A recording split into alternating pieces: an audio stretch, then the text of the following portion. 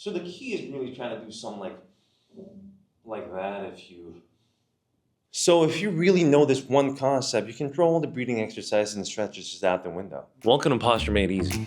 We break down the complexity of good posture, making it simple and accessible for everyone.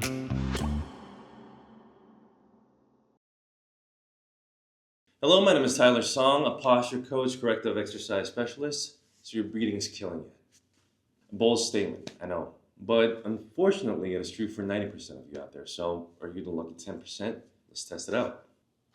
Okay, so to test it out, I want you to stand in front of a mirror sideways, put one hand on your chest and one hand on your belly. Look straight forward and breathe in deep for about 3 to 5 seconds, and then breathe out through your nose for about 3 to 5 seconds. I want you to check in the mirror to see which hand moves more. If your chest moves more and you feel your shoulders moving up and down to drag in more air, I'm sorry to say, but your breathing might be killing you. Lucky for you guys, I'm going to talk about number 1, why chest breathing is so bad for you and why it might be killing you. Number 2, why making an effort to breathe better, for example, like doing stretches and exercises, might actually make it worse. And number 3, why changing this one thought about you breathing might make you breathe better instantaneously and also make you live longer. So, what chest breathing does to you and why you should stop. For those of you whose chests were moving more than your belly was, I don't have to see you to know how tight your neck and shoulder feels all the time. How do I know this? Because it tells me 2 things. Number 1, you're not able to use your main breathing engine, the diaphragm, to its full potential.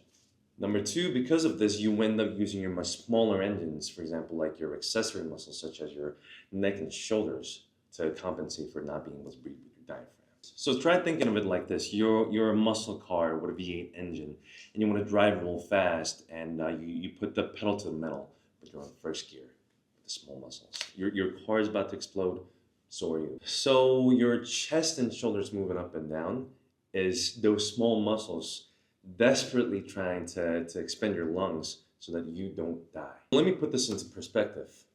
On average, a person breathes for about 22,000 times a day. So that means that if you're breathing wrong, that's 22,000 forced shallow breaths of air, leaving you feeling tired and tight by the end of the day. And not to mention, you have to breathe when you sleep too. So your shoulders are being tight even as you sleep. So no matter how many stretches or exercises you try to throw at your breathing, as soon as you go back to breathing like this, the tightness is going to come back again. So instead, I'm going to be talking about this one thought that is not a movement, it's not an exercise, just a thought that could change your breathing for good. You're a syringe. Okay, let me explain. You got one that's straight like this, and another one that is a little bent like so. Excuse my poor drawing skills. So that's number 1, that's number 2. Let's draw a head, a chest, and a stomach. Doesn't make sense why your breathing might have been bad. Your whole breathing mechanism is exactly like the syringe. So your diaphragm is a muscle that moves up and down to push out and drag in air. Okay, so to fix this, should I just strengthen my diaphragm? No. If your posture is slouched like the syringe, then that diaphragm is limited in its motion. So no matter how hard you try to push and pull the piston, as long as the shaft does not allow for it, it just doesn't work. And because of that, you end up using your shoulders and neck to compensate. And the funny thing is that the more that you use your shoulders and neck, when they get tight, they cause your body to slouch even more. Do you ever have an experience of running hard or being stressed and your shoulders and neck start to tighten up? That's why. It's a vicious cycle. So a little something to think about before trying to throw a bunch of exercises to strengthen your diaphragm. So now what? Okay, let me make this real simple for you. All you need to do is to make enough space for your diaphragm to move. I'm going to teach you how to do that. Before going in, let's think about why it was bent in the first place. There are many other reasons, but if I had to choose one, I would say prolonged sitting. So I want you to think about how much time you spent sitting down. I want you to track it back to when you were a student and then until now. I would say on average 6 to 8 hours. Take a step back and look at yourself in the third person.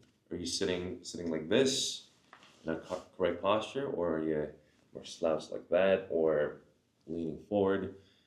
It usually is, if you're sitting for 6 to 8 hours, you might be mostly in this position. So whether you're leaning on your desk or leaning back on a chair, in either case, the muscles that hold up your thoracic spine, the back muscles and your core muscles, are not engaged in this situation. So if you have that for a long period of time, the places that, for example, like your chest and your lower back, especially, becomes tight after sitting like that for 6 to 8 hours. Imagine doing this for many, many years and think about what it does to your body. So how do we fix it? Well, the concept is simple. I want you to think about your body as a stack of boxes. So if you see this row of boxes over here, it's straight, nothing's sticking out, there's no problem, right? But with this one, as you were stacking it, if you had pushed one to the front, in order to balance that out, you would have to push the next one towards the back and the last one towards the front. And just like that box example, because your core was weak, it's being pushed out this way. And because your core is pushed out this way, your back is pushing back this way, and your head is pushed forward this way. So if you look, it's going to look a little something like this. So let me show you a sequence of movements and how you can fix that. I want you to stand sideways and make sure that the center of mass is in the middle of your feet instead of leaning forward or back like this.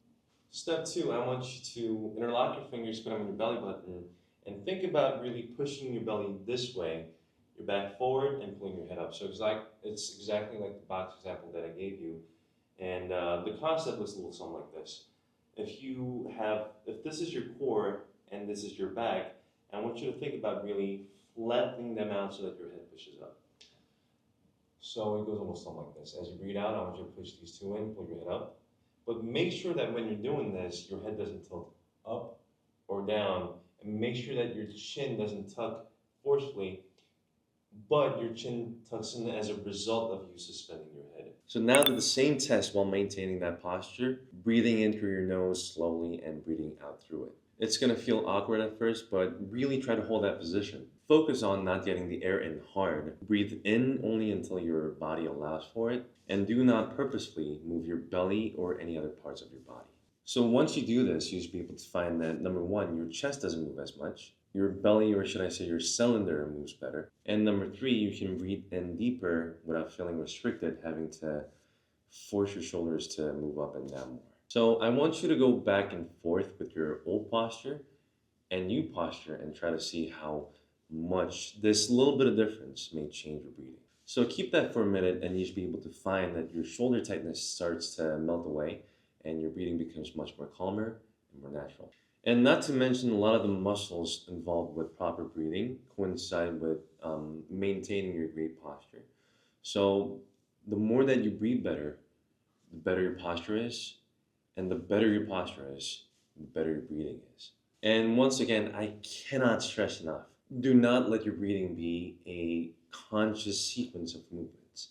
It's the same concept as how you don't think about moving your right arm, right leg, and left leg when you walk. So breathing should be the same. Because the goal here is not being able to consciously move your breathing muscles better, but to let them automatically do their job. So what now? In the Posture Made Easy program, we talk about 2 concepts.